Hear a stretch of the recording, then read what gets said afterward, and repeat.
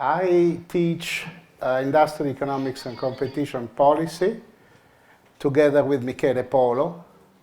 It's a composite course where we start off from a very strong assumption, that is, competition policy is the superior market organization, and therefore should be sustained, but competition needs some form of entrenching, some form of regulation, otherwise can create more damages whenever, for instance, there are situations that you probably already met in welfare economics, that is market failures.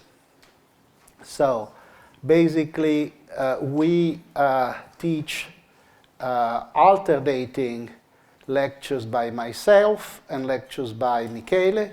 Michele Polo deals with the theory, that is the industrial economics part, that explains why firms, agents, will behave in a certain way. And lectures by myself, where I basically explain how institutions that are mainly, almost exclusively antitrust agencies try to stop firms from misbehaving. And of course the theory part uses a bit of game theory, not much though, small dollops that you can easily swallow, while I use mainly case studies, trying to enlighten why actual firms did what they did, and how antitrust agencies, by which I mean mainly the European Commission and the US agency, the Department of Justice, and the Federal Trade Commission, intervened to stop them. The issues we will be dealing with are traditional issues of imperfect markets, like collusion, like dominance, and the counterpart, the institutional counterpart, that is the fight against cartels and the abuse of dominant position, how to stop the abuse of dominant position, which usually constitutes a lively description of reality. We try to deal with some interesting problems that go perhaps a bit further down what you might think. For instance, you might have noticed reading economic newspapers those times where you made a mistake and instead of the Gazzetta dello Sport you ended up reading another rose or pink newspaper. You might have read that there are banks that had problems lately. Yes, there was a financial crisis which developed in the US. In Europe, that invested a few banks, less than in the US, banks that were after quick money. A group of them are called Landesbanken, and are, of course, German banks. The most famous is the Westdeutsches Landesbank, which ended up in very serious problems. Well, that's the result of the combination of two facts. On the one hand, the fact that the management of Westdeutsches Landesbank decided that they needed to make quick money, investing where returns were very high, and therefore invested in the housing bubble in the United States. And one of the reasons why they did so is because after years of a very cozy situation where all Landesbanken had a guarantee by the German government that would cover any market behavior, that is, they could not go bankrupt, and therefore they enjoyed a nice advantage over commercial banks. Well, all of a sudden, the European regulator, the European Commission, took that away. Landesbanken, faced by market condition, all of a sudden, did not sustain the pressure and ended up, 3 of them went bankrupt. The largest, Westdeutsches Landesbank, ended up speculating in the US and now is in very dear troubles. So we do have a link of several macroeconomic problems, if you wish, or some other interesting intellectual problems. For instance, you might, I see that many of you are using a portable computer.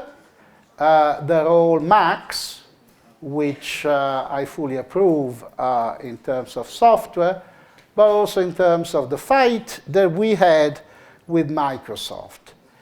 Now, one of the issues that you might have read about on the Microsoft battle is the issue of intellectual property rights. Microsoft was basically claiming that if forced by the European Commission not only to pay the fines, Microsoft ended up paying €1,697,000,000 in fines.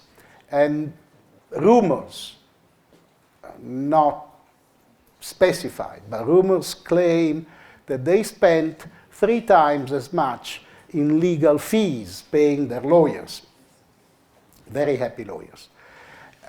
Now, what they were claiming is that if they were forced, on top of paying the fines, also to open up the interconnection codes with from their proprietary operating system, Windows, to workgroup operating systems, there would be a loss of intellectual property rights.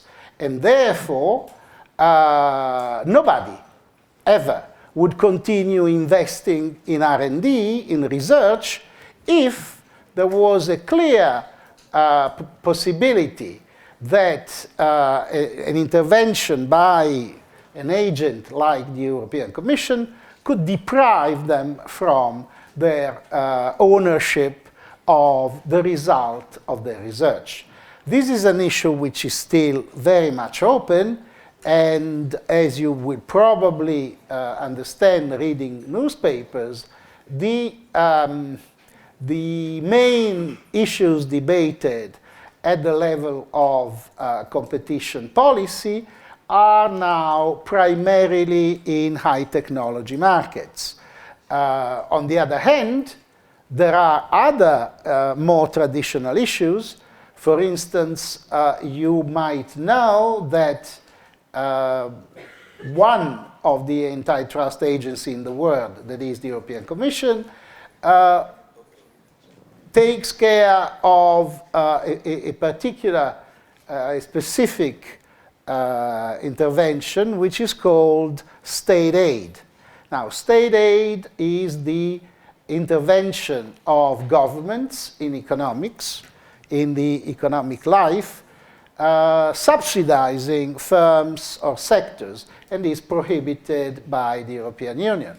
Now, on the one hand, you have the resurgence of industrial policy, which has been advocated by many, especially in a situation of crisis, And on the other hand, you have a very clear policy of the European Union that says, no, no, no, the state aid are prohibited, and governments should not intervene in economic life. That's an intellectual debate, which is pretty interesting, and this is another issue that we will debate for the few who will remain with us. I'm going to say very interesting things. No. Well, the exam, this is usually what interests most. The exam is a traditional exam, no statistical methods, no take home. You just show up the day of the exam, we give you some questions, you write the answers, and that's it. Textbook, yes, we have a textbook, which is the textbook by Motta, Competition Policy, Cambridge University Press, and we have the slides by myself and by Michele Polo. Is there any question I can take? Then I'm finished.